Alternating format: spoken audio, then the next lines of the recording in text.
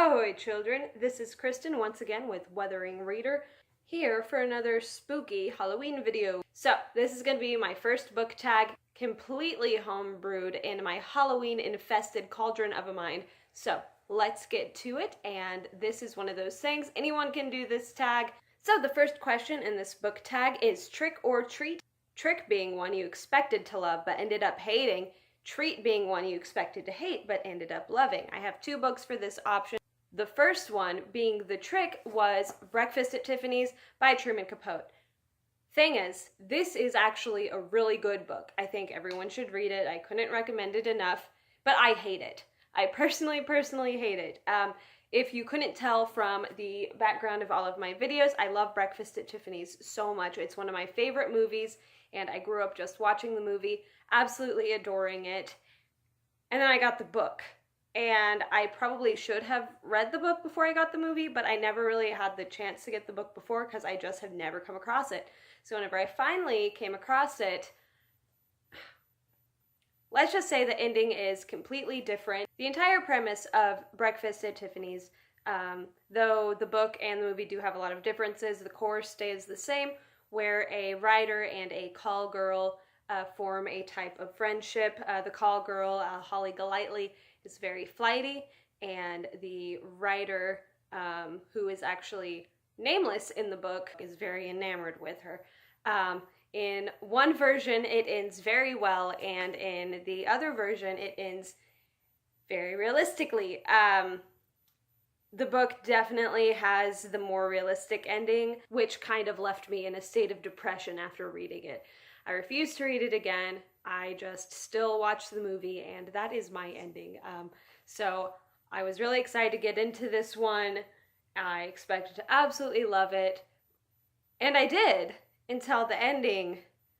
And that's a truly personal thing. Most people like the book more than the movie, and a lot of people were mad whenever the movie made the changes it did, but I'm not one of those people.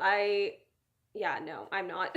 Okay, next one was Treat, and that was one I expected to hate but ended up loving, and that was The Strange and Beautiful Sorrows of Ava Lavender by Leslye Walton. I have to admit now I'm an incredibly biased person, and I was turned off of young adult for a while, a very long while. But whenever I started kind of following BookTube and like seeing other people's opinions on stuff, I realized I may have been missing out a bit in the young adult community for a while, and the one everyone had been raving about was this one, so I very reluctantly got it, very reluctantly read it. I even got myself some alcohol to go with it to help me, because from the premise it just kind of seemed like a romance, which I don't like in the first place. That kind of added to the ugh factor for me, but I ended up absolutely loving it. It turned out to not at all be a romance, but it was all about love. The language was absolutely beautiful. Leslye Walton has a wonderful way with words.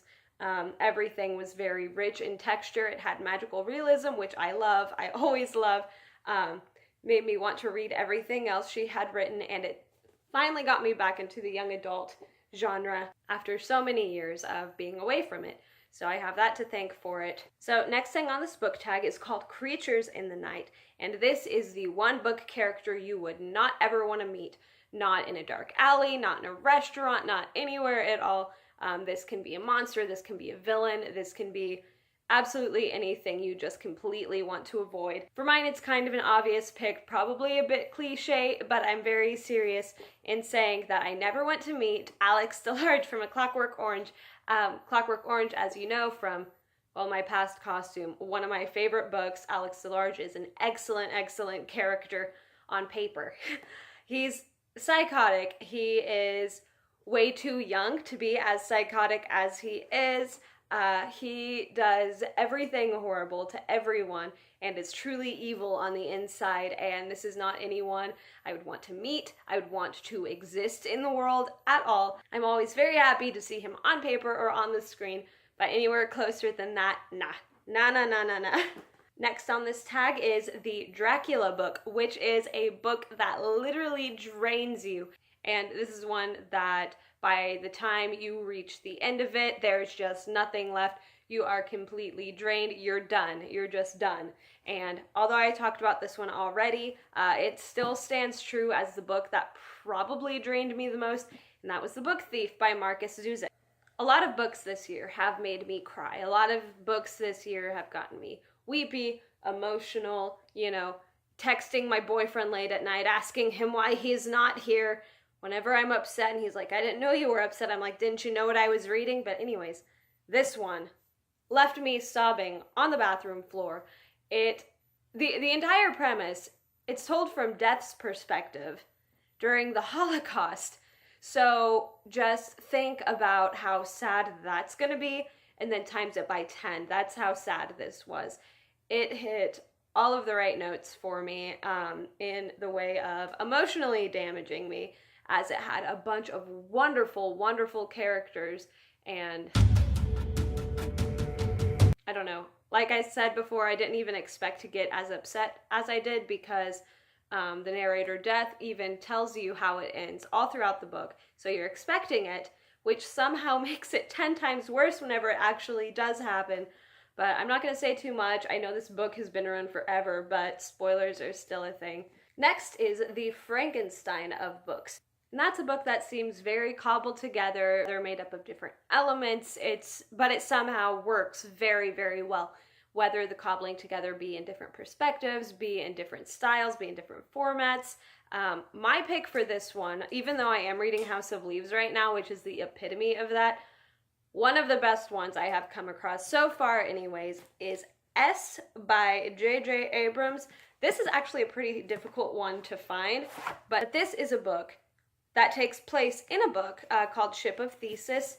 And what is going on throughout the entire thing is you're getting different formats of, you have the book itself that you read, which looks and somehow smells, I don't know how they got it to smell like this, like an old library book, but in the margins of the pages, there's a whole other conversation going on between a guy and a girl, and they take place through different times. They have different color inks to represent that. So there's a story going on within the story, and you also have fun things like notes and flyers and just postcards put in here too that add to it as well. It is a beautiful mess. It took me forever to read. A lot of people will read it differently, as in they'll read the entire book first, then go back to the margins. I tried to read both at the same time, and that was probably a mistake because it was very distracting for me, and I just had to keep hopping between two stories. It was like reading two different books at once. So if you ever read this one, I recommend reading the entire book first and then going back to read the margins. This one I had never even heard about, even made by J.J. Abrams, I had never heard of, but my boss actually lent me his copy a couple years ago. One of the coolest things I read, I had to seek out a copy for myself, and I was so glad to have found one. And that is it for this book tag. Like I said at the beginning, if you want to do it too, totally can. I'm not tagging anyone specifically, just tagging everyone. So yeah, let me know in the comments the answers to the questions for yourself, because the thing I love the most about these book tags is everyone's is going to be different. So be sure to let me know what books follow these guidelines for you. And I will see you again next week with another Halloween video. Awkward outro.